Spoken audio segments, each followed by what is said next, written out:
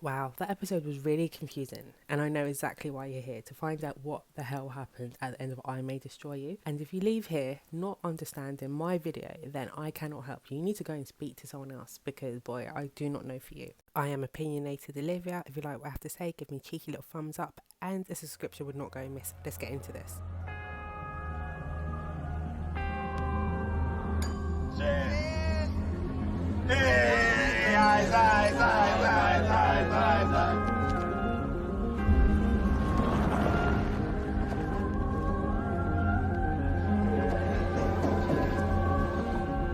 So at the start of the episode, we see Arabella and Terry sitting outside of the bar. Arabella sees the sky, feels a bit weird.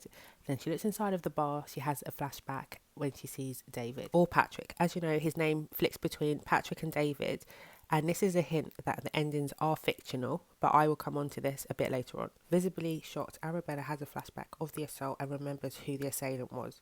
We see Terry and Arabella rush to the ladies, where Arabella comes up with a plan to get revenge. Arabella and Terry are joined by Theo, and the three quickly put their plan into action. Arabella approaches David Patrick, while Terry distracts his friend by giving him a lap dance. David Patrick gives Arabella a drink. She drinks it, pretends to be spiked, and David leads her into the toilets. However, Theo is ready and waiting. Right, so I'm just going to refer to David Patrick as David going forward so it's less confusing. So in the cubicle, David proceeds to assault Arabella again. He removes her underwear. However, she wakes up where she says, "A criminal always returns to the scene of the crime, but who is a criminal, me or you?" At this moment, Theo injects David with a sedative. David is completely mortified by what just happened. He tries to leave the cubicle, however, Arabella stops him and then gives him the kiss of death. Literally. We then see David eventually leaves. Arabella, Theo and Terry are all celebrated in the cubicle. However, Arabella remembers that David actually has her underwear and she needs to get that back. So then they need to follow David to recover Arabella's underwear. This is when things start getting a bit weird, and when I was watching it I was kind of like, what is going on? This doesn't seem very realistic. They follow David. He eventually passes out where Arabella beats the hell out of him, rightly so. So then we see Arabella and David's dead corpse on the bus going back to Arabella's place. When Arabella gets home, she puts the dead body under her bed. We see her go back to her wall where she tries to finish her story, however she removes it. So this is another hint that this is a fictional ending. The episode then starts again and it's like Groundhog Day. In this scenario, it's Terry's plan. We see Arabella consumes a lot of cocaine, which she needs to cancel out the drugs that David would give her. Like before, Terry goes over to David's friend to distract him. Arabella goes to the bar and starts speaking to David. David hands her a drink which has been spiked. She drinks it in one go.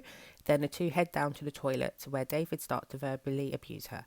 Arabella starts to feel pity for him. Whilst this is going on, Terry calls the police to catch David in the act. But when the police arrive, Arabella and David are no longer in the cubicles. The police arrive very quickly, which made me think that is unrealistic again.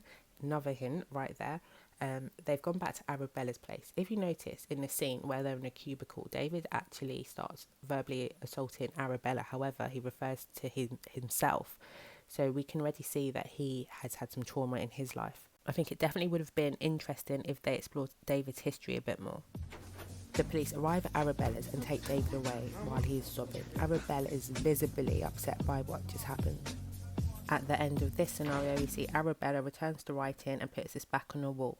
Then it starts again with a different scenario. In the final fictional scenario, we see the genders are reversed. Yes, I say fictional because if you haven't clocked already, each scenario is a different ending for Arabella's novel. There is a subtle hint of the genders being reversed here. Terry is receiving a lap dance from David's friend.